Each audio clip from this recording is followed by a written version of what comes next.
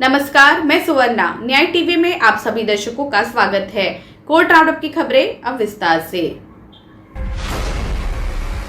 Punjab and Haryana high court ने हाल ही में कहा कि यदि पत्नी अपने वरिष्ठ अधिकारियों के खिलाफ शिकायत करके अपने पति के करियर और प्रतिष्ठा को नष्ट करने पर तुली हुई है तो ये मानसिक क्रूरता होगी और वही आदमी को तलाक का अधिकार देगा। जस्टिस रितु बाहरी और जस्टिस अशोक कुमार वर्मा की खंडपीठ ने भारतीय वायुसेना IAF के एक जवान द्वारा दायर याचिका पर सुनवाई करते हुए ये फैसला सुनाया, जिसने क्रूरता और परित्याग के आधार पर तलाक की डिक्री की मांग की थी। नतीजतन अदालत ने तलाक की एक डिक्री को मंजूरी दे दी और ये देखते हुए याचिका की अनुमति दी कि पक्षकारों के बीच विवाह अपरिवर्तनीय रूप से टूट गया है और उनके एक साथ आने या फिर से एक साथ रहने का कोई मौका नहीं है। पूरा मामला अपीलकर्ता पति ने 2013 में जिला न्यायाधीश रोहतक द्वारा पारित निर्णय और डिक्री को रद्द करने के लिए उच्च न्यायालय का रुख किया था, जिसमें हिंदू विवाह अधिनियम 1955 की धारा 13 के तहत एक डिक्री द्वारा विवाह के विघटन और तलाक की मांग करते हुए दायर याचिका खारिज कर दी गई थी। सुदेश जोशी अतिरिक्त महाधिवक्ता ने न्यायालय को सूचित किया कि वर्तमान में 13 लापता बच्चे हैं। संबंधित राज्य अधिकारी उनका पता लगाने के लिए कदम उठा रहे हैं। उन्होंने कहा कि एक सतत प्रक्रिया है और इसमें कुछ समय लग सकता है। एमिकस क्यूरी ताशी राप्टेन बरफुंगपा ने प्रस्तुत किया कि राज्य के संबंधित प्राधिकरण को हाईकोर्ट के निर्देशों के अनुपालन में सिक्किम के राज्य कानूनी सेवा प्राधिकरण को त्रैमासिक रिपोर्ट प्रस्तुत करने की आवश्यकता है। सिक्किम हाईकोर्ट ने राज्य में लापता बच्चों का पता लगाने के लिए कुछ निर्देश जारी किए। चीफ जस्टिस विश्वनाथ सोमद्दर और जस्टिस मीनाक्षी मदन राय की खंडपीठ ने पहले अतिरिक्त महाधिवक्ता के माध्यम से राज्य के अधिकारियों को शेष 7 पुलिस स्टेशनों में CCTV कैमरे लगाने की प्रक्रिया को पूरा करने और अनुपालन रिपोर्ट करने का निर्देश दिया था। कोर्ट ने दर्ज किया कि संबंधित राज्य के अधिकारियों ने जाहिर तौर पर सिक्किम राज्य के भीतर पुलिस स्टेशनों और चेक पोस्ट में CCTV कैमरों की स्थापना के निर्देशों का पालन किया है। हालांकि कोर्ट ने जोर देकर कहा कि लापता बच्चों का पता लगाने के संबंध में मुख्य मुद्दा अभी तक पूरा नहीं हुआ है। कर्नाटक राज्य उपभोक्ता विवाद निवारण आयोग ने हाल ही में PepsiCo India holdings private limited द्वारा दायर एक अपील को खारिज कर दिया, जिसमें पेप्सिको ने अतिरिक्त जिला उपभोक्ता विवाद निवारण फोरम द्वारा समान मात्रा और गुणवत्ता वालों उत्पाद के लिए अलग अलग अधिकतम खुदरा मूल्यों MRP प्रिंट करने पर रोक लगाने के आदेश को चुनौती दी थी। डिस्ट्रिक्ट फोरम ने बेवरेज कंपनी को पानी की बोतल, पेप्सी कैन और नींबूज बोतल जैसे उत्पादों की समान मात्रा और गुणवत्ता के लिए समान MRP तय करने और समान मात्रा की सभी चीजों के लिए केवल एक MRP प्रिंट करने का निर्देश दिया था। उड़ीसा हाईकोर्ट ने माना है कि न्यायालय दूसरी बार नकदीकरण के लिए चेक की प्रस्तुति के अनुसार जारी नोटिस के आधार पर चेक बाउंस के लिए और इसके बाद के अनादर के लिए निगोशिएबल इंस्ट्रूमेंट एक्ट 1881 की धारा 138 के तहत दायर एक शिकायत का संज्ञान ले सकता है।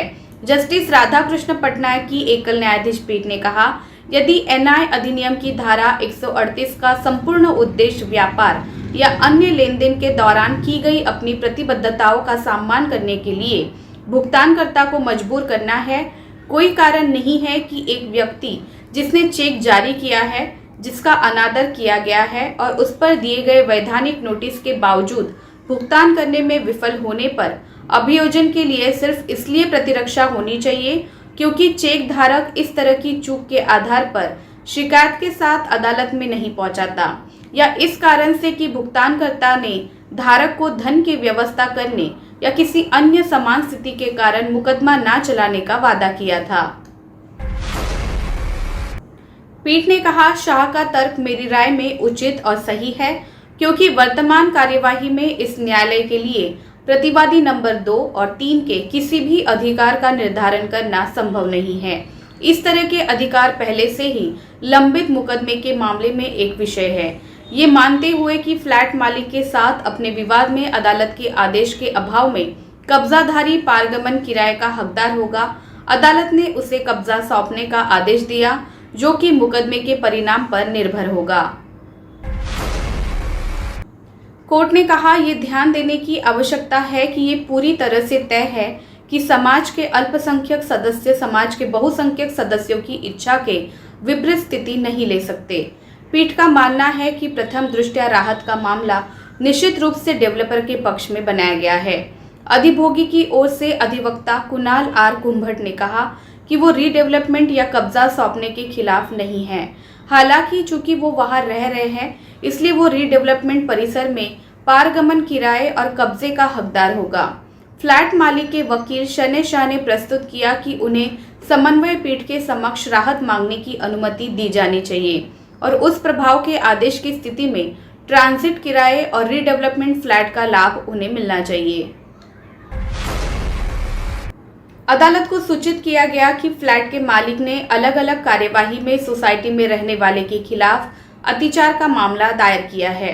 इसके विपरीत रहने वाले ने कहा कि वह एक वैध किराएदार है, इसलिए मुकदमा खारिज कर दिया जाना चाहिए। इसके साथ ही उसने परिसर खाली करने से इनकार कर दिया। इसलिए विकासकर्ता ने अधिभोगी के खिलाफ परिसर को सोसाइटी को सौंपने और रीडेवलपमेंट प्रक्रिया में बाधा उत्पन्न न करने का आदेश मांगा। वर्तमान मामले में डेवलपर मनियर एसोसिएट्स एलएलपी ने विजय निवास कोऑपरेटिव हाउसिंग सोसाइटी लिमिटेड के साथ अपने समझौते में एक खंड का हवाला देते हुए मध्यस्थता और सुलह अधिनियम 1996 की धारा 9 के तहत एससी से संपर्क किया था। वो रीडेवलपमेंट के लिए एक इमारत को खाली करने के लिए अंतरिम राहत की मांग कर रहा है। अधिवक्ता जय वकील द्वारा निर्देशित और अधिवक्ता रोहन सावंत और स्नेहा मर्दादी के प्रतिनिधित्व द्वारा डेवलपर ने कहा कि 12 में से 11 सदस्यों ने अपने फ्लैट खाली कर दिए हैं।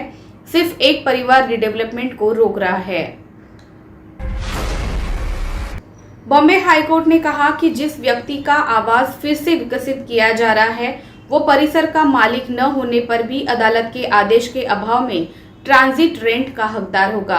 हाईकोर्ट ने वर्तमान मामले में यदि फ्लैट मालिक के साथ उसका विवाद अंततः तब तक तय नहीं होता है, तो डेवलपर से रीडेवलपमेंट संपत्ति के कब्जे में रखने के लिए भी कहा। जस्टिस जीएस कुलकर्णी ने कहा, तथ्य ये है कि प्रतिवादी नंबर 3 कब्जा करने वाला के कब्जे में है और अब ये याचिकाकर्ता सोसाइटी को इस तरह के मकान का कब्जा सौंप देगा। ट्रांजिट किराए का हकदार है, क्योंकि ये ऐसा पक्ष है जिसे कठिनाई में डाल दिया जाता है। राजस्थान हाईकोर्ट ने बेटियों के कोर्ट में पेश होने के बाद एडवोकेट की गुमशुदा बेटियों के मामले का निपटारा किया। कोर्ट ने कहा कि याचिकाकर्ता पिता से ये अपेक्षा की जाती है कि वो अपनी बेटियों की इच्छाओं का पालन करे और उन्हें लखनऊ ले जाए। कोर्ट जयपुर के एडवोकेट अवधेश कुमार पुरोहित द्वारा दायर बंदी प्रत्यक्षीकरण याचिका पर सुनवाई कर रही थी, जिनकी 2 नाबालिग बेटियां 3 फरवरी 2022 से लाई CM senior secondary school Kartarpura Jaipur से गायब थी। उसी दिन एक प्राथमिकी भी दर्ज की गई थी। पटना हाईकोर्ट ने मुजफ्फरपुर आई हॉस्पिटल में मोतियाबिंद के ऑपरेशन के दौरान कई व्यक्तियों के आंख की रोशनी चले जाने के मामले में मुजफ्फरपुर के सीनियर एसपी को व्यक्तिगत हलफनामा दाखिल करने का निर्देश दिया।